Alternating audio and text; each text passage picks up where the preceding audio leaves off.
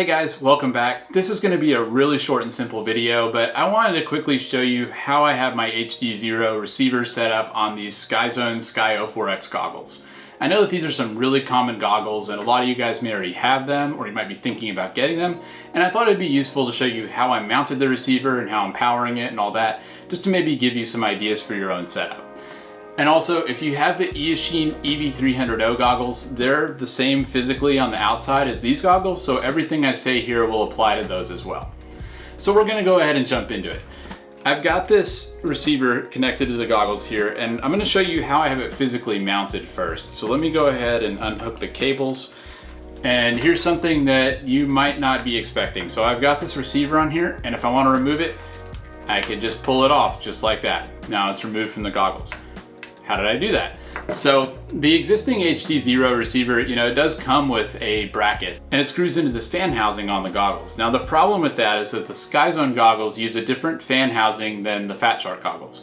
So you can actually use the one that the kit comes with, but you'll need to get some longer screws. And what I didn't like about it is that once you screw it in, it's kind of permanently attached to these goggles. I mean, you can remove it, but you have to take the screws out, and that's a little bit of a pain.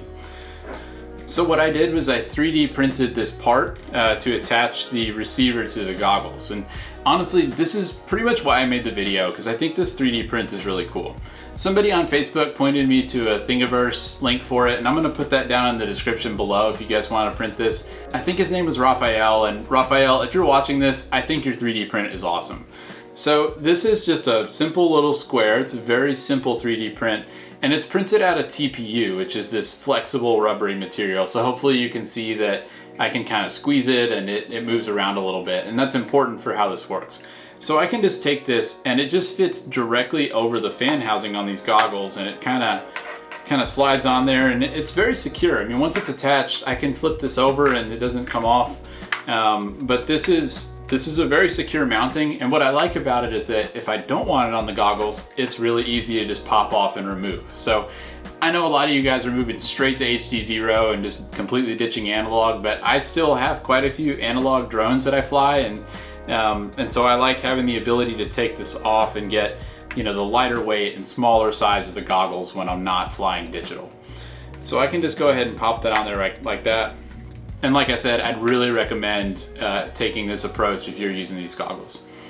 One other thing about this, maybe some of you guys will make fun of me, but I actually got some felt sticky pads and put them on the back of the receiver. And honestly, the reason I did that is because I didn't want the receiver to scratch my goggles as it, kind of banged up against them. So, I know that's kind of silly, but I thought it might help. I will say that this receiver has some cooling vents on the back of it. And I was kind of thinking that having these felt pads on here kind of keeps the receiver out from the goggles a little bit, and so maybe it helps a little bit with cooling. I don't know, I'm kind of just trying to justify it to myself, but I did that, maybe you want to do it too. So that's the physical mounting of it. Let's also talk about how the cables are routed, because that's another thing that I didn't quite understand how to do at first, and I think it might help some of you out. Let me go ahead and remove this. So the first thing I need to attach is the HDMI cable to these goggles, and if I just didn't really think about it much, I might just kind of plug that into the receiver and plug that into the goggles, and this doesn't really look very good. I mean, I don't really want my patches pointing up in the air. It's kind of silly. So I kind of dealt with this for a while because I didn't know the right way to do it. It's actually really simple. So I've got it plugged into the receiver here, and before I plug it into the goggles, I'm just going to do one little turn right here and plug it in. So hopefully you can see the way that works. I just got one little curlicue in this cable, and then it plugs straight in. And this works really, really well. So it holds the receiver close to the goggles. That's the patches will be pointing straight ahead. This cable stays out of the way. This is definitely the way you should do it. So I'm gonna recommend that when you guys put yours on, go ahead and route it that way.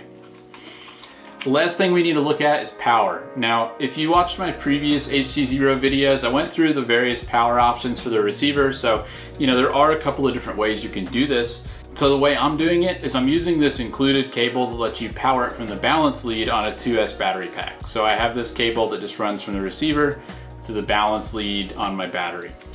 Now I know a lot of you guys use a 4S or even a 6S LiPo when you fly, and maybe you just run it down to your pocket or something like that. I prefer to use this 2S pack, and I have it mounted into the strap here.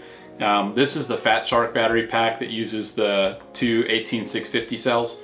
And the reason I do that is because I really like to have my setup be compact, and I don't want to have any cables coming off of it or anything like that. And the reason is that when I fly, a lot of times I don't have much time, and so I don't want to spend my time, attaching things to the goggles and running cables and all that. I just want to be able to pull my goggles out of the bag, turn them on, and start flying. And so I like this setup because it's so compact. Now, of course, you're not going to get the same battery life as you would with a larger battery pack.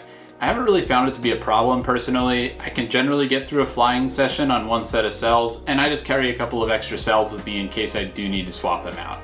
So this is the way I do it. I like how simple it is. I can understand why people would do something different, but this is how I'm doing it. So that's really all there is to this setup. One thing I'm going to point out is that I know some people are going to look at this and they're going to say that I'm using bad antennas. I know that these stubby Lollipop antennas don't give the best video reception, and I'm certainly not going to use this setup if I'm reviewing something for really long range flying or something like that. But the reason I use the stubby antennas is, again, I just really want this to be a compact and simple setup. You can tell even on my analog antennas that I have attached here, I don't have the big long antennas, and it's just because I have a bag that I stick these goggles in, and I want to be able to pull them out and not have to attach antennas and just be able to turn them on and fly. So that's what's important to me, and that's why I did mine this way. But that's really all there is to it.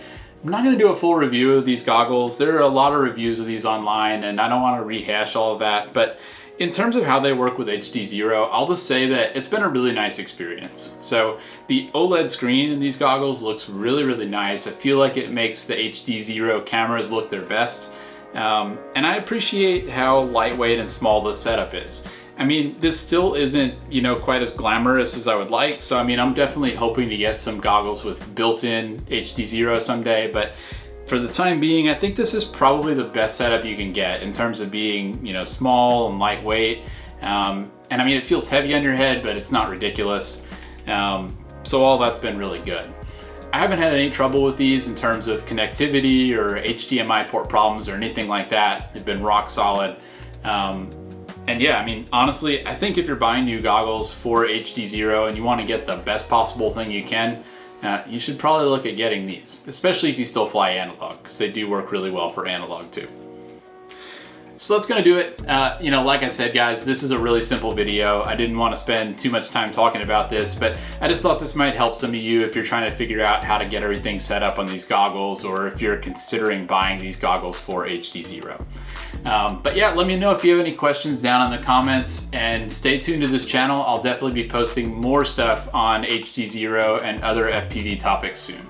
Thanks for watching, and I'll see you in the next one.